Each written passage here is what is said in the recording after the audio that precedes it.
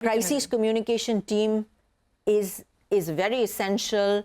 So the communication protocols are defined, the roles are defined, and there is not, the CEO, the managing director is not solving for the problem all alone. He has all counsel available at a... When it comes to the face of a company, the leadership, Lloyd, how are people thinking about it versus how they were perhaps thinking about it earlier?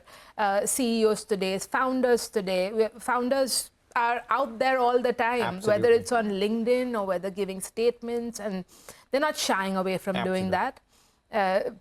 Personal views being put out there, right? And they are pretty much talking on behalf of the companies as well. So there's this blending of personal identity and brand and company identity, and then in that mix you have a crisis.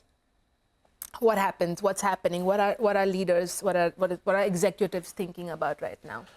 I'd say that typically in any serious crisis, it's good to have the head of the organization, the founder, the CEO, the MD, whatever you call him, to stand up and be the face of the company. And I think, just in terms of sheer protocol, I think one is an acceptance that something has happened. Second is being absolutely transparent that we recognize that there has been a mishap, there has been a problem. And third is outlining a clear course of action. A, what are we going to do about it? How are we going to make good? How are we going to ensure this won't happen again? I think that protocol, if the CEO stands up and says upfront, is a good way. Everything else, getting the ambassadors, getting the allies, getting the senior executives using their social media, getting an army of social media experts to kind of push the narrative comes next. But I think the clarity of standing up and being counted, owning up, accountability, and assuring people that if something really wrong happened, there was a mistake and therefore we're going to work it through. I know it's easier said than done. I recognize that a lot of companies are a little wary of standing up and being counted and owning up because of the legal ramifications. So that is the problem. You're the legal person in the crisis committee who's saying, hey, if we own up to this might open up lawsuits, and I recognize that.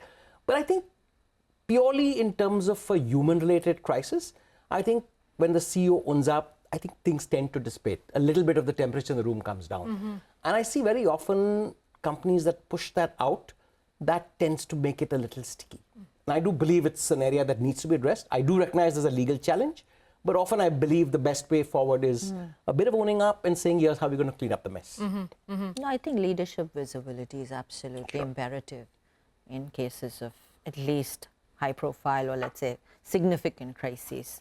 The only time that, we would defer to saying, okay, let's not expose the leader is when there may be some cultural nuance and you say, okay, it's an expat leader and his communication skills may not be, or it could be misinterpreted. Can we put the chief operating officer in place who's maybe local? So there are some nuances like that.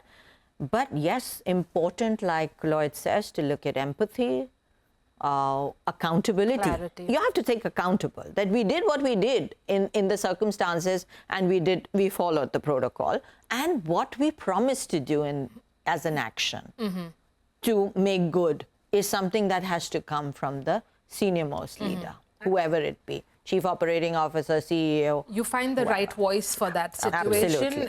It's fluid. It's, of course, when you have to... Paltrow is an example, right? You don't have a CEO, what do you do? So you find that. But nevertheless, it has to be relatable and something that is able to sort of communicate what the brand is trying to do.